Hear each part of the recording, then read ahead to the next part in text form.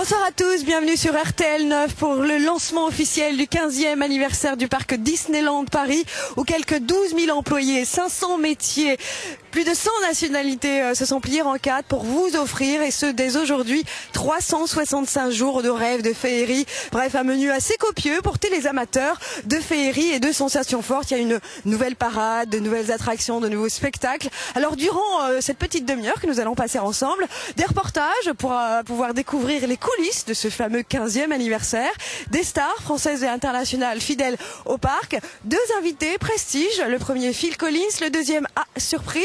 Et puis nous avons décidé de gâter deux jeunes candidats, ils ont 15 ans, le même âge que le parc.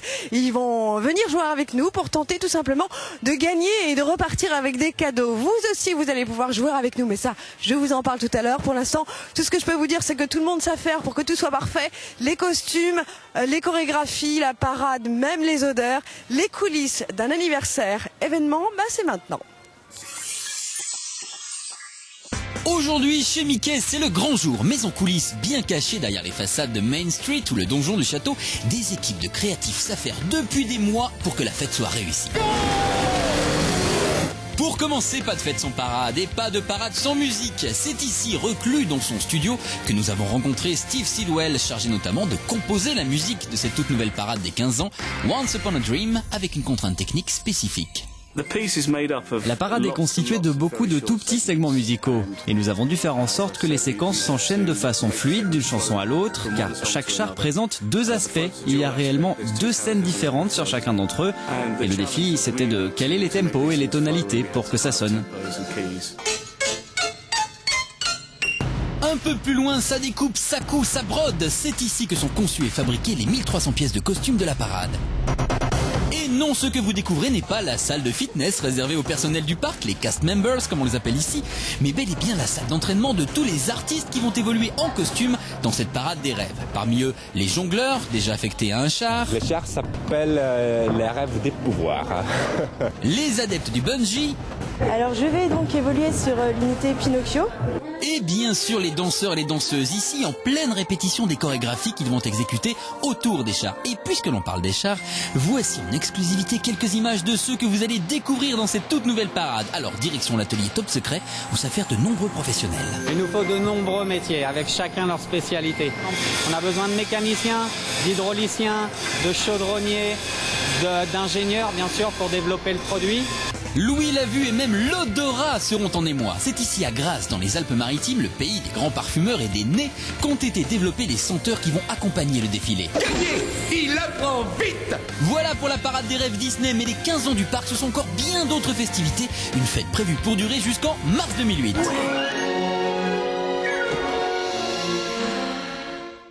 Voilà, nous sommes toujours en direct sur RTL 9 pour fêter ensemble le lancement de ce 15e anniversaire du parc Disneyland Hotel. Alors là, je suis au Plaza Garden, à 2 pas de la place de Main Street. Et chose promise, chose due, c'est une star interplanétaire. C'est le leader de Genesis, Monsieur Phil Collins. Bonsoir. Bonsoir. Bonsoir. Merci d'être avec nous. Alors, Phil Collins, vous êtes un petit peu en famille ici pour ce 15e anniversaire, parce que vous avez l'habitude de collaborer avec Disney. Oui, apparemment. Oui, pour toute ma vie, c'est très important pour moi. C'est pas comme ça avec tout le monde, mais pour moi, mon frère, il fait le dessiné, toujours. Et le grand star pour lui est l'animateur de le vieil Disney. Quand je suis petit, ma sœur, c'est la même chose. Elle fait aux glaces avec le spectacle Disney. Sur la glace, oui. D'accord. Et ça, j'ai beaucoup de mémoires, de souvenirs. Donc en fait, oui, très jeune, avec votre famille, vous étiez déjà exact. dedans. Et c'est 94, rappelez-moi, le patron de Disney pour faire la musique de Tarzan. Et je dis oui, parce que c'est une grande chose pour moi. Et ça commence. J'avais beaucoup grand communication avec l'équipe. Et après ça, c'est Fred et Zeus. Après ça, maintenant, c'est la comédie musicale à New York de Tarzan. Et juste commence 2 semaines en Pays-Bas. Bien. Oui, on est impatient d'écouter ça. En 2003, vous avez fêté un événement ici au parc Disneyland Paris. C'était l'anniversaire de votre petit garçon, Nicolas. Oui, oui. 2 ans. Ouais, après ça, il est né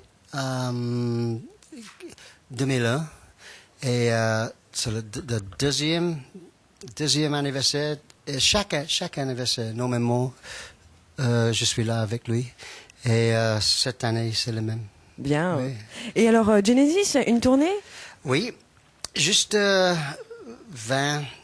spectacles en Europe et 20 spectacles dans les États-Unis en septembre. Mais pour nous, c'est juste pour rigoler. Pour rigoler.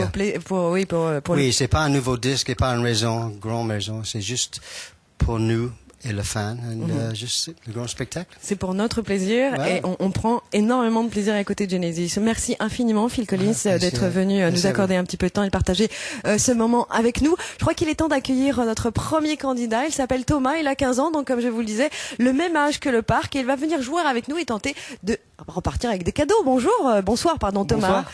Thomas, où habites-tu? J'habite à Metz, dans l'est de la France. Et tu es en quelle classe? En seconde. Bon, tu connais un petit peu le principe du jeu, je te le rappelle. Donc il y a 3 niveaux de gains en gros. Tu me donnes une bonne réponse, tu repars avec un jeu vidéo. 2 bonnes réponses, le jeu vidéo plus le lecteur MP3. 3 bonnes réponses, le jeu vidéo, le lecteur MP3 plus un appareil photo numérique. Ça te va? Oui, très bien. On y va alors? Oui. Allez, c'est parti pour la première question. Nous fêtons ce soir en direct les 15 ans du parc Disneyland Resort Paris. Et comme c'est étrange, c'est aussi l'âge de nos candidats. Mais justement, il y a 15 ans, les studios Disney présentaient un dessin animé qui allait devenir un grand classique. À votre avis, s'agissait-il de Aladdin, de La Petite Sirène ou du Roi Lion? Alors Thomas, à ton avis, quel est le film qui était à l'écran au même moment de la naissance du parc? Est-ce que c'est Aladdin, La Petite Sirène, Le Roi Lion?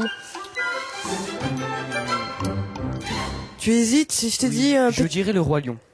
Le Roi Lion, tu es sûr? Oui. Si je te dis... j'ai pas le droit de t'aider normalement. Petit coup de génie. Petit coup de génie. Vite. Aladdin. Aladdin, on vérifie? Oui. Allez, la réponse en image. Et la bonne réponse est... Aladdin. Salut Aladdin, bienvenue dans notre émission.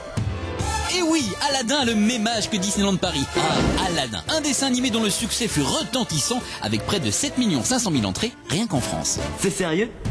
Parmi les vedettes au générique, on se souvient tous du bon génie sorti de la lampe magique et qui n'a pas la langue dans sa poche. Je suis à ton service. Je suis le roi de la gonflette.